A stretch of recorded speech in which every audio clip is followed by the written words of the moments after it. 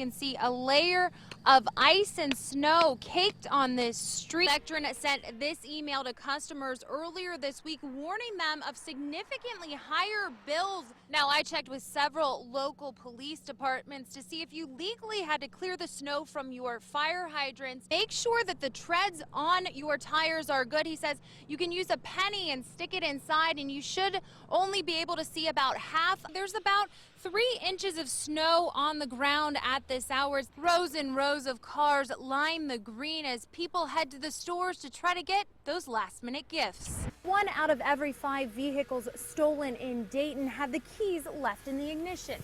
Police say this is an entirely preventable crime. The SWAT team has surrounded a home in the 800 block of Lorraine Avenue. Now, you can't see that home as of right now because they've moved us back as they try to communicate with someone inside that home. Now, we've heard them using a bullhorn, asking someone named Michael to come outside. They're also using air sirens. But it's unclear at this point if anyone is actually inside that home. Crews have now been out here for about 4 hours trying to drain this pond here on Hempstead Station Drive, searching for that 87-year-old woman. Now take a look behind me. You can see that right now they are still out on the banks here looking for her. However, Kettering police tell me this is still considered a missing persons case, and they don't know if Margaret Spilker is here in this water. We've been following the safety efforts at Sydney schools for you, which, as we told you before the start of the school year, involved putting guns in safes hidden around the district's buildings. Tonight, Only 2 News and Jackie Sprague goes inside the classroom with the resource officer hired specially for safety. Hi, buddy. Shelby County Sheriff's Deputy Chuck Shepard talks to students as he walks the halls of Longfellow Elementary School. I spend pretty much the whole time I'm here walking up and down the hallways, looking into the classrooms, checking on the kids. I monitor them when they're outside at recess and so forth. I monitor them when they're in the cafeteria at lunchtime. It's just kind of an overall be everywhere at the same time type of thing. Deputy Shepard has been in law enforcement for 37 years. He was hired this school year after the Sydney City Schools Board of Education voted to put a uniformed officer in every school. Everybody okay? This in response to the Sandy Hook school shooting tragedy in December 2012.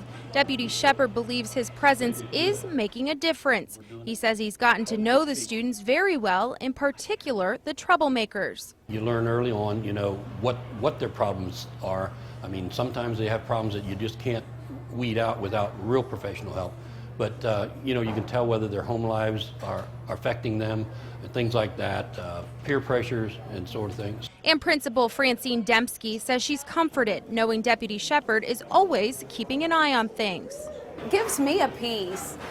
We have district meetings, and when I am out of the building, I know that the building's in good hands. Each school also has several security cameras as well as an armed emergency response team. About 36 teachers and administrators were trained by the Shelby County Sheriff's Office.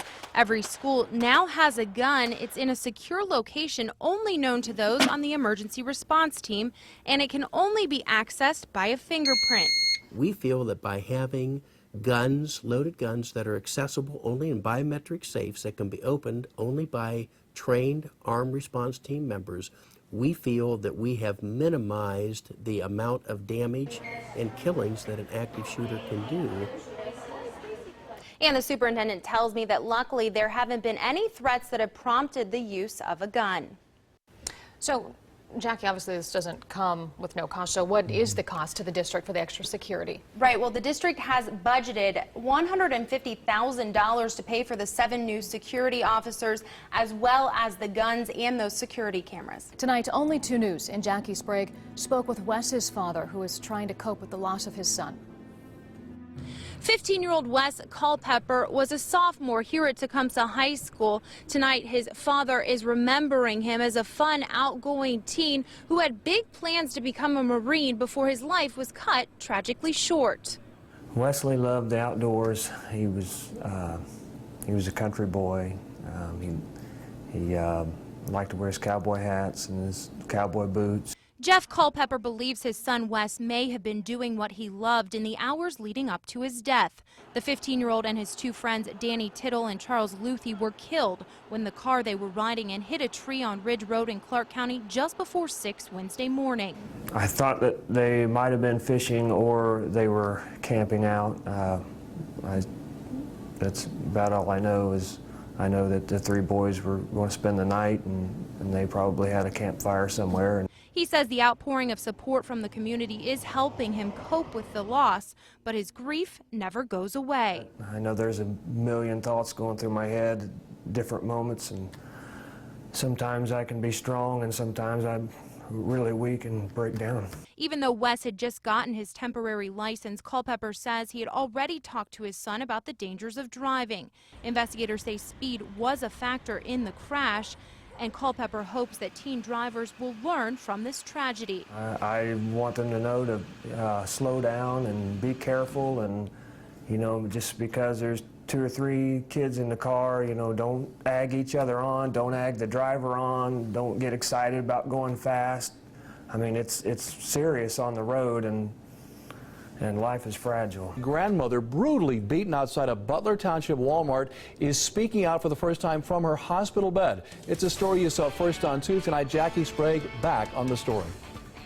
Well, Dora Hemp was in visible pain as she talked with me this afternoon, but she wanted people to see how badly she was beaten, and she has a message for her attacker as well as the men who jumped in to stop him.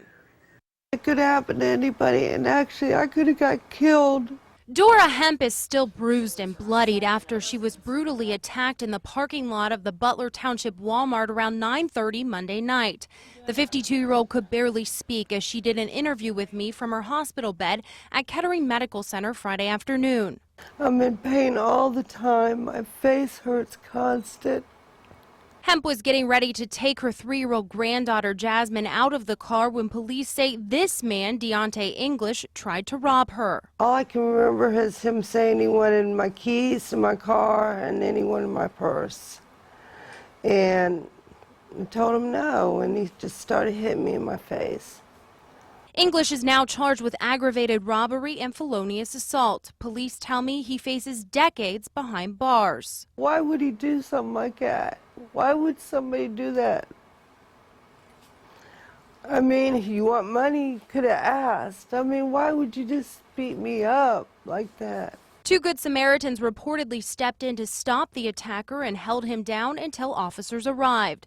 Hemp believes they saved her life. I'm very grateful for that because he could have killed me. Hemp says she parked in a well-lit area close to the entrance, and she doesn't know if there's anything she could have done to prevent this. A Walmart spokesperson tells me there was a security guard inside the store, but it's unclear if there was also one outside. Hemp hopes this will make you more aware of your surroundings. Just don't go out at night, I guess, because at night it's dangerous. I mean, I probably could have done more in the daytime. I think there should have been like a security guard or somebody out there. I just can't believe that happened. Now, Hemp is scheduled to have surgery on her face Monday. She doesn't have insurance, so her daughter has set up a fund in her name to help pay for her medical expenses. You can donate at any Fifth Third Bank location. Reporting live, Jackie Sprague, 2 News, working for you. More than 400 fans came out to the Reds caravan stop at the National Museum of the United States Air Force today, and everyone who braved the winter weather was excited about the upcoming season. Give them a high five. It's always good to get out here and see the people, and they always support us when we playing, so it's always good to at least go back and show them, our support too.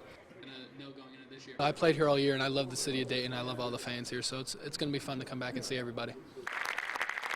So everywhere we've had a full house. I knew today was going to be tough, but we got some troopers and some diehard Red fans. For many of those fans, it's a family affair. I grew up with the Reds. My dad took me all the games. I've been to the last 9 opening days. Was trying to keep the tradition going. A big welcome to the Cowboy. Reds broadcaster Jeff Brantley has some high hopes for this year's team. I think they're doing a good job. I really do. I think they will do fine. I think the biggest issue is to continue to play in August and September like they do in the beginning and the middle of the season. So do the fans. I think they'll do better. Do you think they'll go to the World Series? I'm hoping. And the Reds said today that they plan to bring another exhibition game to Dayton in the near future. Reporting from the National Museum of the United States Air Force, Jackie Sprague, 2 News, working for you.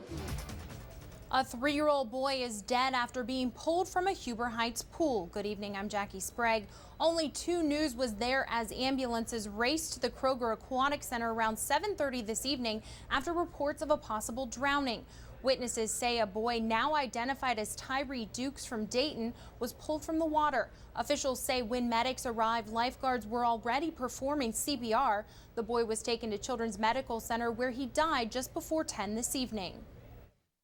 Could have been me, you know, because I have 6 kids, and could have been me, so I'm just praying for him and hope everybody else pray for him. The investigation is ongoing. We'll continue to follow this story and bring you more information as it becomes available. In weather, the entire Miami Valley is under severe thunderstorm watch. Meteorologist Tara Hastings is tracking the threat using live Doppler 2X. Tara? Well, hundreds of people are still sweating it out on a 6th night without power. Crews have made significant progress since Friday. Right now, Dayton Power and Light is reporting just 60 customers in the dark. Duke Energy has only 14, and Ohio Edison has 350 without electricity in Clark County. I spoke with one of those customers who's still sweltering in Springfield. Walls says Ohio Edison told him that they hope to have his power restored by 6 p.m. Thursday. Although power crews are making progress turning the lights back on, the storm cleanup is just beginning. Officials say it could be a month before all the tree limbs are cleared away. In Xenia, workers are using snow plows to pick up yard waste, which will be turned into mulch. Crews will be back out on Friday. If you leave debris for them, make sure it's limited to trees and brush, and it's pulled all the way to the curb. Meanwhile, Dayton residents can call the Public Works call center at 333-4800 to schedule a pickup.